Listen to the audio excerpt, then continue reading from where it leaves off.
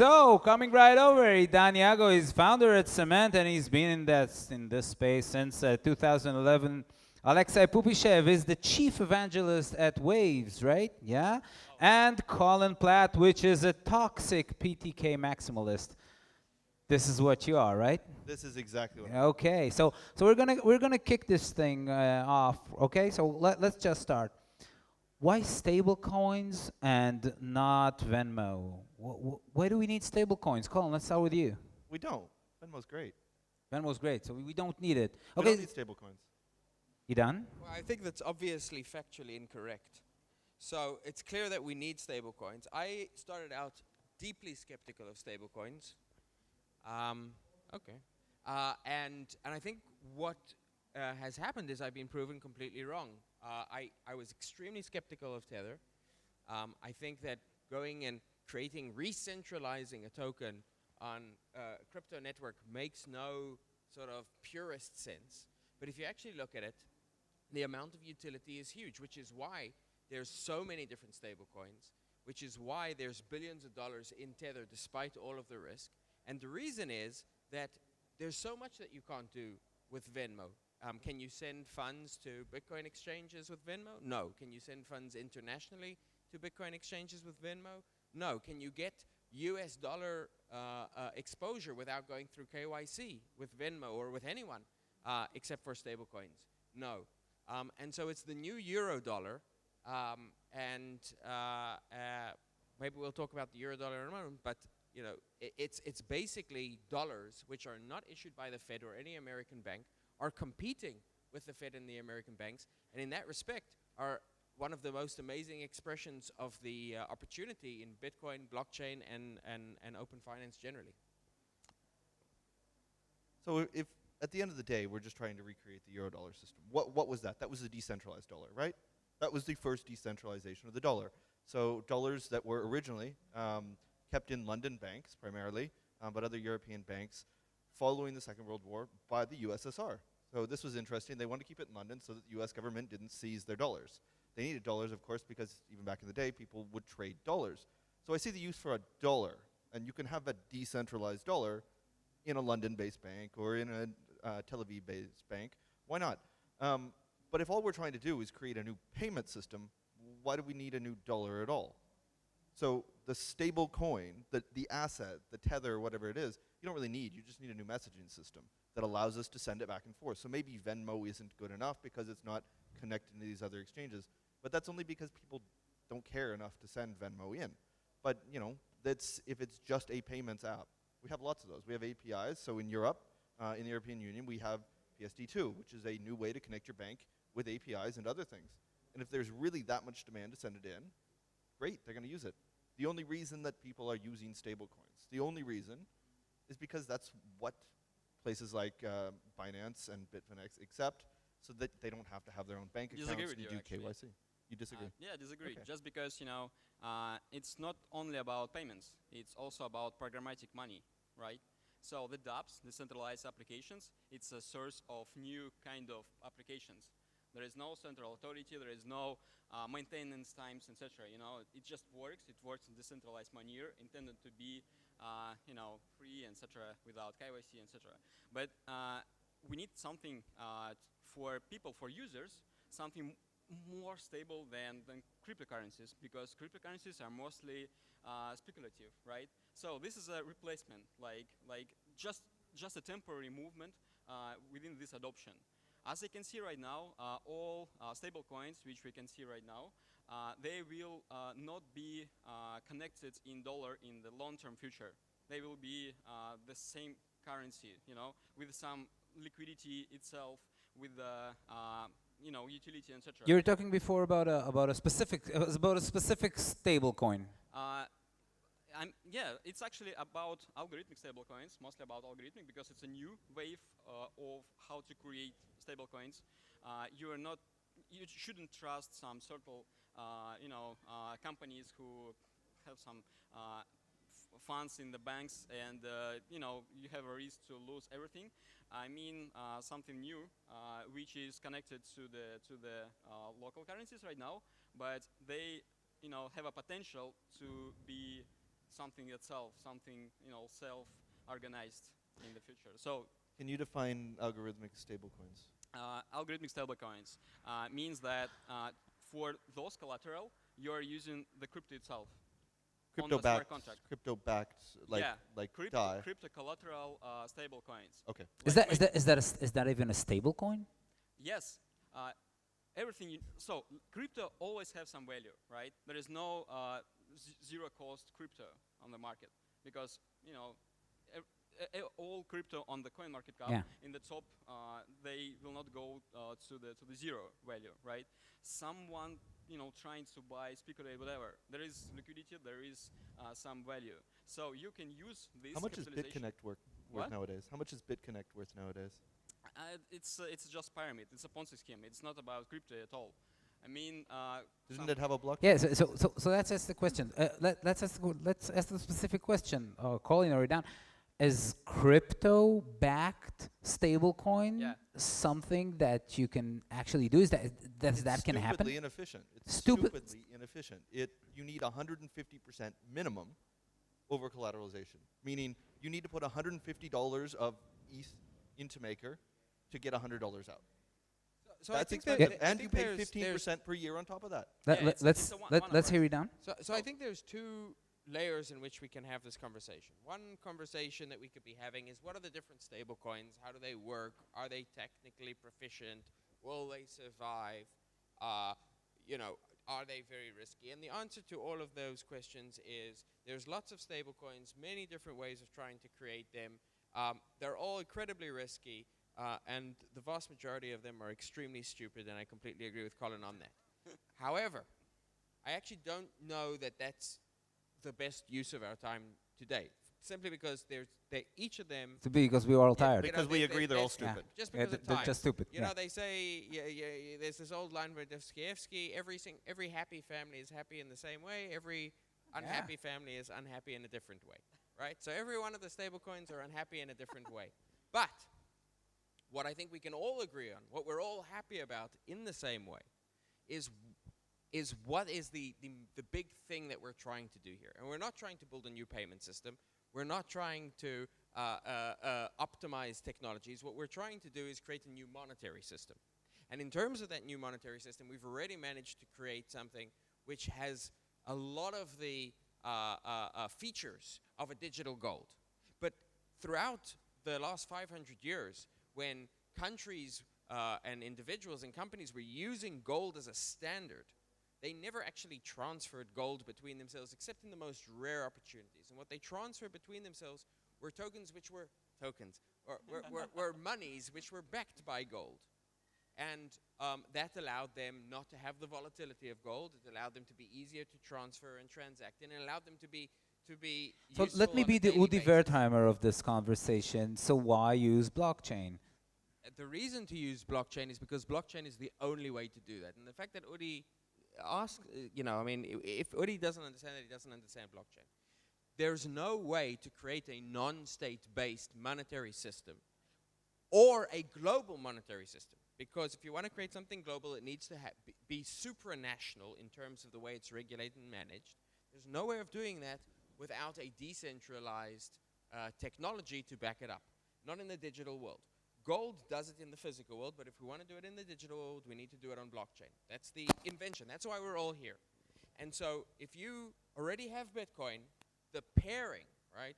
If Bitcoin's the stake, the wine that goes with it are the stablecoins. And it might be that everything in between, all of these different utility tokens, are shitcoins, which have very little value.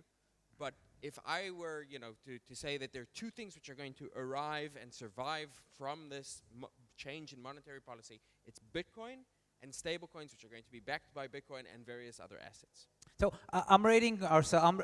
First of all, I want to say one good thing to the panelists. The cell phone rating is really good. I only see just one or two people, handling their cell phones. So we're doing pretty well. But listen, audience, we're gonna take a few questions. So think about it, and we're gonna take a few questions in a few minutes. But I want to put something. Interesting on the grill. Okay, let's put Tether on the grill. Well, do you think they hold the backing, or is this just a giant Ponzi scheme?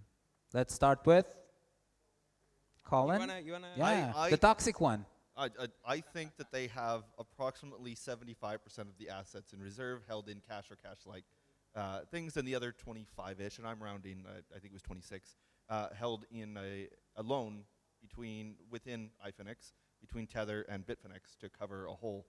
But they disclose that, so I don't know if there's a debate on that. Some people have debated whether they even have that 75%. I think they'd like that not to be true, because that's how they get their notoriety. And I know a lot of these people, and they're great, but factually, the government has looked at this and has disclosed that 75% of the stuff is there. And but before the panel, we were talking. You were saying, okay, even if the funds are there, it's So, yeah, problematic that it's being Why is traded. it still trading Yeah. for a dollar? All right. Most of the people that are trading Tether, outside of pinging it between Bitfinex and Binance, which is a good chunk of it, are people in China or in Vietnam or places like that that are trying to get money out of the country because they don't want the Chinese government to come take it. They need the euro dollar, right? So they're using this as a euro dollar that's a democratized euro dollar. And look, I get it. I understand why people want stablecoins. Ultimately, though, all of the stablecoins are shit because you only have downside risk. Stablecoins are either worth $1 or less than $1. Number can't go up. It's bound at 1, right? So you own essentially a short put position. You're going to lose money if things go down, but you're not going to make any money. So why would you take the risk with this technology that's new, hard to use, more expensive than a centralized technology?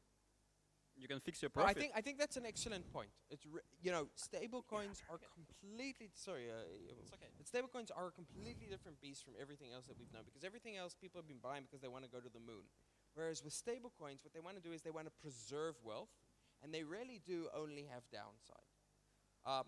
And so I think we need to develop ways of thinking and dealing with stablecoins that are entirely different and far more focused on being responsible actors when it comes to stablecoins than with any of these other tokens. That said, the upside is not in appreciation. And not always do you want your upside to be appreciation. Today, in the bond market, 30% of European bonds, right? Trillions of dollars of bonds, and even in the US you have bonds which give you negative yield. In other words, you lose money for holding that bond every single day. And the reason people hold them anyway is because the utility they want is not upside. They just want to limit their downside. And actually, stablecoins can do that really well. So one of the things that we're doing, I am the founder of Cement. Cement DAO is a project which is designed to be able to allow users to hold a diversified and risk-protected set of stablecoins and to be able to interact across multiple different stablecoins. And we think that that's important because we need to treat stablecoins as a completely different beast. And if we give users access to something which has a high degree of certainty and protection, not 100%, but a high degree, certainly higher than what is happening in a lot of the world's currencies, then I think that is likely to be the strongest tool that we have for mainstreaming non-national monies and creating a mainstream cryptocurrency environment. Absolutely agree. But there is one more point, actually. Then we are speaking about stablecoins. It shouldn't be always about the national currencies. It also can be applied for commodities like gold or silver, whatever, like an asset. So it's stable in terms of commodity. And it's actually a way to, store value as well, and at the same time speculate. Because if you know something, future you can predict or whatever, or you're gonna hedge your position, you can use that. So it's more like mirroring of real assets. So what I'm hearing, and can I ask you a question on that point? Are we talking about like this Paxos gold, where gold is kept? Yeah. Okay, so we're not talking about the algorithmic gold also. Actually, algorithmic is just a price mirroring, not. It's a derivative. Not baking, yeah. Okay, so if the big and Cement DAO is take USDC, take Tether, put everything together, and then trade the derivative of that. So if what we're doing is we're recreating derivatives where we don't really understand or have access to the underlying, and we're making that more liquid on top, Didn't that happen not so long ago? Maybe 10, Yes, but 11 there is a years ago? problem. There is a problem. To use that, you should go to your broker. You need, go through the KYC, whatever. Sometimes you will be rejected just because you don't have, enough money or improvements that you have it, etc. So it's a lot of restrictions, and people hate it. I personally hate it, and But I'm not even talking about restrictions. You are giving people the sense of security that things will trade without moving up and down, and they'll think there's no risk behind it. But what they're really just doing is kind of spreading that risk around and covering it up until you can't really see where the risk is anymore. Yeah, different but natures that's of why risk. blockchains are so fantastic, right? So How does a blockchain fix a Liberty Reserve type because problem? you have everything is fully transparent. There are no assets, liabilities. Why did it take us so long to figure out that Tether had loaned themselves money? It took a court case, not a blockchain, to fix that. Because the asset there that you're talking about is off-chain. That's exactly the Okay. reason. Yeah. So If you any want a dollar, particular- where's the any- dollar? Any particular project, right, has idiosyncratic risk. DAI maybe has a problem with its smart contract and it can collapse. Tether, maybe they have funds confiscated by the US regulator and they can collapse or lose part of their value. Coinbase USDC, maybe the US regulator wakes up on the wrong side of the bed one morning and says, all right, you're not allowed to trade with anyone who isn't American anymore. All of these things are idiosyncratic risks which are tied to a specific type of issuer. Yeah. If you can provide people with the ability to insure against issuer-specific risk, then and to do so in a transparent, on-chain way, then Like some kind of credit default swap.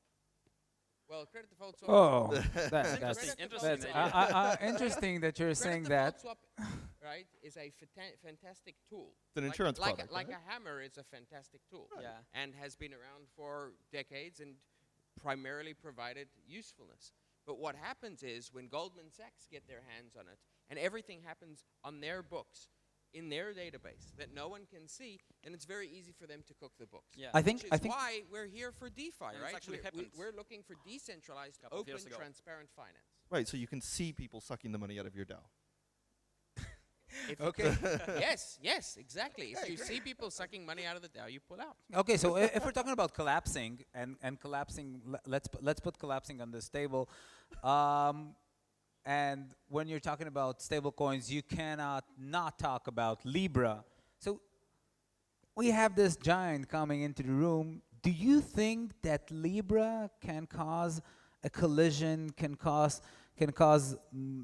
let's say, medium economic systems to collapse? So I wrote a really long blog post about how money works and how money markets work and how the Eurodollar system works.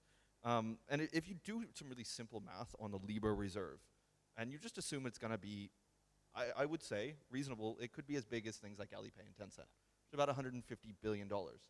And then they want to carry this across 4 currencies, what they've announced. You can really quickly add up and say, well, how much would you put into dollars, euros, sterling, yen, are the ones they've announced? And you could very quickly see that even at $150 billion, which is not that much money, let's be honest, that would be 20% of the sterling money markets and about the same of the yen money markets. If people are moving money in and out of this, you can very quickly disrupt those things, which means your stablecoin is no longer stable against those currencies. Well, let's put them in bank accounts. We, again, have this problem that we're going to be putting $150 billion into some of these small banks.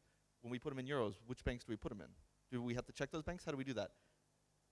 Other companies that run money market accounts have a lot of money invested in these things. These things are negative yielding. Where is any of this money going to come from? Why would any company invest into this?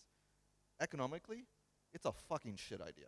It's going to collapse because nobody's going to make any money. People are just going to pull out and they're going to say, well, I don't want to carry negative yields so that you can have stable Libra. It's stupid unless they're going to take a ton of money out of your fees. And then what's the point? If we're just paying a bunch more money, let's go back to Venmo. Venmo's great. I see that Edan has something to say about it. So I'm no fan of Facebook. I Yeah. think it's the most pernicious monopoly that has ever existed. There's never been a monopoly over people's private information and their Agree. relationship with their friends before. And I hate everything that Facebook and Mark Zuckerberg stand for. That said, Alexey, you have anything to add? Nothing to Libra. say. Okay, a word. Okay, so let's. Let me finish. Oh, I you're got a very quick okay, sentence. great. That said, I think Libra were it ever to launch, which I think is dicey, were it ever to launch, would represent the largest single gateway, bringing mainstream users into the crypto world that has ever existed. So let's take some questions from the crowd. We have some questions. Whoa, that's amazing. Yeah. Wow, we're picturing it. So So just out of curiosity, are you sure that DAI can't be worth more than $1? Oh, the it's- DAI can go up. Absolutely. They can all go up and down, but they rarely. I mean, there was one on Binance that went up to like $3. Yeah, that's a great investment. But yeah, it can move around. It can go up and down. But in theory, you don't buy a stable coin thinking, yeah, it's going to 10x. Maybe people do, but like I know some people speculating really, really high leverage on these things. But it's not the same reason like you would go in and say, I'm going to buy Bitcoin or some shitcoin. If you want to, keep your money, you'll do that. Especially then Bitcoin goes down for a couple of months, so you'll do that definitely. It could go down less, but it could also go down 100%. okay, guys. So let's ask the last question to the panel, and then we'll wrap it up. It's two questions actually. First, the best stable coin. This is the investment part of this. The best stable coins. Yeah, right? invest in Investment. stable coins. That's gonna yield. Okay, so best stable coin that you might consider. I had some shekels in my pocket earlier shekels. today. Great. Yeah. Alexey. Not exist yet. So I don't think that having one stable coin is the right strategy. This is not Bitcoin. The right strategy is to have a very, very diverse ecosystem of stable coins, because they are going to fail, and the system becomes more robust the more that you have, the more experimentation that you have, and that's how we grow the system. Okay, and the worst, and please explain, Colin.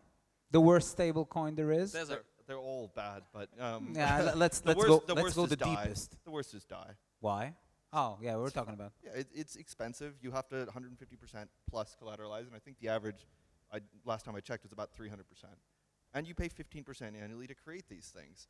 At some point, people are going to start saying, well, I'll create it and give it to you, but I'm going to want some of that 15% back. And you're going to have to pay it either through paying $1 for something worth less than $1, or somebody's just going to charge it to you on an ongoing basis. Yeah. I think DAI's done a magnificent job of proving that you can actually create dollars without having to have dollars in a bank. It's the first time we've managed to really compete with the Fed and at the same time detach ourselves entirely from the banking system. I think in the long term it will succeed. I don't think it will necessarily scale, but I think it's going to be around for a long time. And it's created a template on which we can build and improve, and I suspect we'll see many more different attempts in the same direction. So while I was extremely skeptical of stablecoins, DAI is really what changed my mind. Alexey. Yeah, the same situation actually, but it's an experiment, so there is a lot of issues, But for example, we are also developing crypto collateralized stablecoin, but based on another concept, based on concept of bonds. So there is at the same time speculative instrument to buy bonds and have some profit after course will go up after a certain period. So. It's just a new kind of different economies. You can build, you can experiment, you can see how it works. And I hope and I believe that we will see more and more experiments like DAI and like Neutrino. It's our stablecoin. So it's a good example. Can I ask a question? I know we're out of time. Yeah, okay. Multi-collateral DAI. What? Multi-collateral DAI. The next iteration of DAI. What are your thoughts on it? I think it's likely to actually be worse than single collateral DAI. Yeah, I agree. Primarily because of the lack of liquidity in the other underlying assets right now. And mostly But, they're but worthless. again, I actually. think it's a noble experiment. All right. So. I have one agree, last actually. thing. Yeah, I one just want last to thing, point out, yeah. I've been arguing with Colin the entire panel. I have a huge amount of respect for the way Colin views the world. I think there's a huge amount of logic. That said, I think that stablecoins right now are the most important and interesting place that anyone involved in the space can be. And the reason is because if we get stablecoins right, it's game over. We own money. Interesting. Okay, so guys, stay stable. Thank you very much Strong and for stable. the panel, Alexey? and I hope you enjoyed yourself at the D&DD. Thank you very much.